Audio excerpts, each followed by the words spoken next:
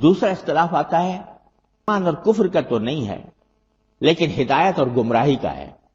ہم کفر کا فتویٰ نہیں دیتے، اس لیے کہ کفر کا فتویٰ بہت نازک کام ہے، لیکن ہدایت اور گمراہی ہے وراثہ گمراہی کا ایک وہ اختلاف ہے۔ اس اختلاف کے اپنے آداب ہیں، اس کے اپنے طریقے ہیں، اور اس میں بھی یہ طریقہ اختیار کرنا ضروری ہے۔ یہ نہیں کہ دوسرے نے اگر کفر کا فتویٰ دے دیا ہے تو میں بھی کفر کا فتویٰ دوں۔ حضرت شیخ الہند مولانا محمود الحسن صاحب قدس اللہ سرہ اللہ تعالیٰ ان کے درجات بلند فرمائیں، ان کی کسی اہل بدعت تھے، تو بدعت اور سنت کا جو اختلاف ہے وہ تو ظاہر ہدایت اور گمراہی کا اختلاف ہے نا۔ تو انہوں نے حضرت مولانا شیخ الہند رحمۃ اللہ علیہ کے اوپر کفر کا فتویٰ دے دیا کہ شیخ الہند ماشین لگی ہوئی ہے وہاں تکفیر، تو اس میں حضرت شیخ الہند رحمۃ اللہ علیہ کے اوپر کوئی فتویٰ دے دیا، اور کسی نے باقاعدہ مضمون شائع کر دیا۔ تو حضرت شیخ الہند رحمۃ اللہ علیہ کے ایک شاگرد تھے، وہ شاعر بھی تھے، بڑے شاندار شاعر تھے۔ انہوں نے 2 شعر کہے بڑے مزے کے شعر، یہ کہے فارسی کے، اب آپ مشکل ہے، فارسی جاننے والے بھی اب ناپید ہو گئے ہیں، تو اس میں شعر میں یہ کہا کہ مرا کافر اگر گفتی غم نیست، مرا کافر اگر گفتی غم نیست، چراغ کذب را نبوت فروغے، کہ تم نے اگر مجھے کافر کہا تو مجھے کوئی غم نہیں، کیونکہ جھوٹ کا چراغ جلا نہیں کرتا۔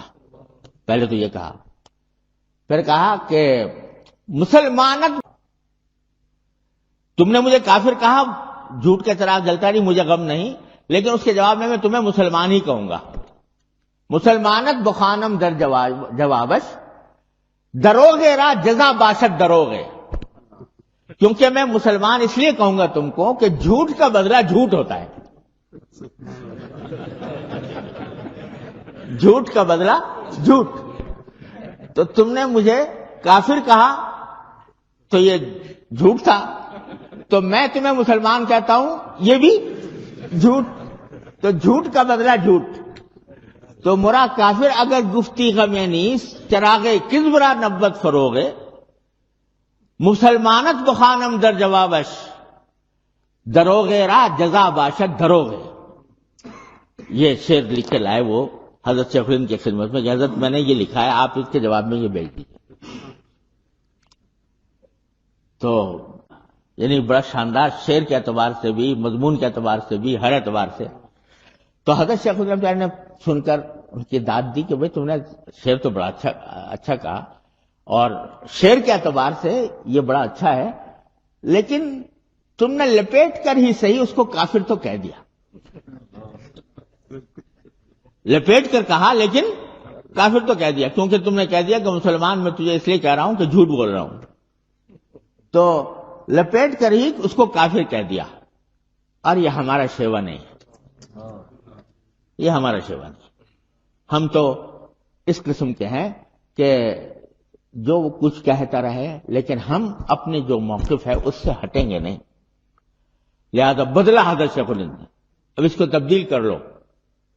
تبدیل کس طرح کرو کہ مرا کافر اگر گفتی غم نیست، چراغ کذب را نبوت فروغے، جوابش دہم شکر بجائے تلخ دوغے، کہ میں تم کو مسلمان کہوں گا اور تم نے تو مجھے کڑوا کھانا دیا، اس کے بدلے میں تمہیں میٹھا کھانا دوں گا۔ اگر تو مومنی فبہا و الا دروغے را جزا باشد، اگر تم مومن ہو تو بہت اچھی بات ہے، اور اگر نہیں ہو تو پھر جھوٹ کا بدلہ تو جھوٹ ہی ہوا کرتا۔ اس طرح تبدیل کر دیا اس کو، شعر کو۔ یعنی شعر کے اندر بھی، شاعری میں بھی یہ احتیاط ہے کہ غلط بات نہ ہو۔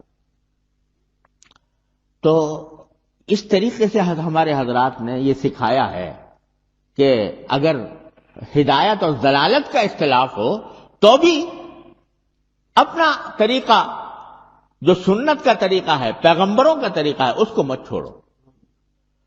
حضرت حکیم الامت مولانا تھانوی رحمۃ اللہ علیہ واز کہنے جاتے ہیں ایک جگہ، تو وہاں ایک پرچے میں لکھا تھا کہ ہم نے سنا ہے کہ آپ کافر ہیں،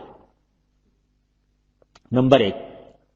نمبر 2، ہم نے سنا ہے کہ آپ جلاہے ہیں۔ جلاہے جانتے ہیں نا، وہ ایک قوم ہوتی ہے جو کپڑا بنتی ہے، وہاں ہندوستان میں ان کو بہت نچلے درجے کا سمجھا جاتا تھا۔ دوسرا سنا ہے کہ جلاہے ہیں۔ تیسرا یہ کہ آپ کوئی یہاں پر اختلافی مسئلہ بیان نہ کریں ورنہ اچھا نہیں ہوگا، یعنی بدعات وغیرہ سے متعلق۔ حضرت رحمۃ اللہ علیہ جب تشریف لے گئے واز کے لیے، تو حضرت نے فرمایا کہ بھائی میرے پاس ایک پرچہ آیا ہے، اور میں پہلے بتا دیتا ہوں کہ میں کوئی پیشہ ور وائز نہیں ہوں، جب کوئی طلب ہوتی ہے تو میں کچھ کہہ دیتا ہوں، تو میں خود سے نہیں آیا بلایا گیا، لیکن ایک پرچہ آیا ہے، اس میں لکھا ہے کہ تم کافر ہو پہلی بار۔ تو بھائی میں اس بحث میں نہیں پڑتا کہ پہلے کافر تھا یا نہیں تھا۔ آپ جانتے ہو کہ اگر کوئی 70 برس کا بھی کافر ہو کلمہ پڑھ لے تو مسلمان ہو جاتا ہے یا نہیں؟ ہاں جی، مسلمان ہو جاتا ہے۔ کہا میں آپ کے سامنے کلمہ پڑھتا ہوں، اشہد ان لا الہ الا اللہ اشہد ان محمد رسول اللہ۔ لہذا پہلے کہیں کافر اگر ہو رہا بھی ہوں تو اب مسلمان ہو گیا، اس لیے میں بحث میں نہیں پڑتا پہلے کافر تھا یا نہیں تھا، میں نے کلمہ پڑھ لیا آپ کے ساتھ۔ دوسرا یہ کہ جلاہا ہوں، تو بھائی میں کوئی رشتہ لے کے تو آیا نہیں، کوئی شادی کا پیغام لے کر تو آیا نہیں کہ جس کی میرے نسب کی تحقیق کی ضرورت ہو، لیکن میں تو ایک اگر فرض کرو جلاہا بھی ہوں تو اور دین کی کوئی بات کہتا ہوں تو جلاہے کو بھی حق ہے کہ دین کی بات کر لیں۔ اگر کسی کو تحقیق کرنی ہو میرے نسب کی تو تھانہ بھون میں جا کے تحقیق کر لے، اس سے مجھے فرض کر لو جلاہے ہوں۔ لیکن تیسری بات یہ کہی ہے کہ بھائی سنبھل کر بات کرنا، اور اگر کوئی خلافی بات آئے گی تو اچھا نہیں ہوگا۔ تو میں آپ سے کہتا ہوں کہ بھئی میں بلا کر میں خود سے تو کہتا نہیں ہوں، آپ سارے مجمع میں لوگ ایک آدمی بھی کھڑے ہو کر کہہ دے کہ ہمیں آپ کا آواز نہیں سننا، میں چلا جاؤں گا۔ ایک آدمی بھی کھڑے ہو کر کہہ دے تو مجھے آواز کہنے کا کوئی شوق نہیں۔ البتہ اگر آپ کہو گے تو کہوں گا۔ اور جہاں تک اختلافی مسائل کا تعلق ہے، میری عادت نہیں ہے کہ اختلافی مسائل کو موضوع بنا کر میں چھیڑوں، لیکن اگر دوران واز کوئی مسئلہ ایسا آ جاتا ہے جس میں کہ اختلافی مسئلے کی وضاحت کرنی پڑتی ہے تو چھوڑتا بھی نہیں ہوں، اس کی حقیقت بھی بیان کرتا ہوں۔ لہذا خود سے تو نہیں کروں گا، بیچ میں آ جائیں گے تو میں چھوڑوں گا بھی نہیں۔ اب اگر آپ سن لو کہ بھئی اس سے تو ایک آدمی بھی کھڑا ہو کر کہہ دے تو میں چلا جاؤں۔ سب نے کہا نہیں حضرت ہم آپ سنیں گے۔ حضرت نے بات شروع کر دیا، اور اللہ تعالیٰ کا کرنا ایسا ہوا کہ سارے وہ جو بریلوی حضرات کے ساتھ جو مختلفی مسائل تھے وہ سارے کے سارے واز میں آئے اور سب بیان فرمائے، لیکن تہذیب کے ساتھ علمی انداز میں وضاحت کی۔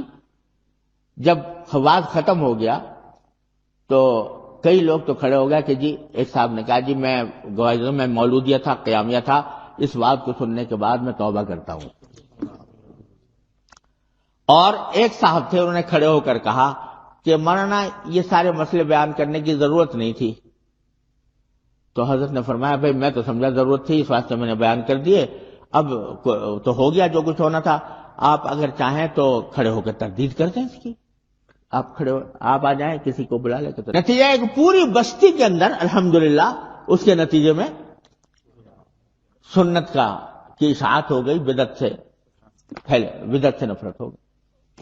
یہ طریقہ تھا پیغمبرانہ جو ہمارے اکابر نے اختیار کیا اور سمجھایا اور اس کے اوپر عمل کر کے دکھایا، اس کے نتیجے میں الحمدللہ فائدہ ہوا۔ تو دوسرا جو اختلاف کی نوعیت ہے وہ ہدایت اور ضلالت کی ہے، لیکن اس کے اندر بھی پیغمبرانہ دعوت کے ساتھ۔ جو آدمی غلط راستے پر ہے، گمراہ ہے، نفرت اس کی گمراہی سے کرو، اس کی ذات سے نہیں۔ اس کی ذات کے بارے میں دل میں یہ درد ہونا چاہیے کہ کسی طرح یہ راہ راست پر آ جائے. تو اس طرح اللہ تبارک و تعالیٰ اس کو پھر لے بھی آتے ہیں.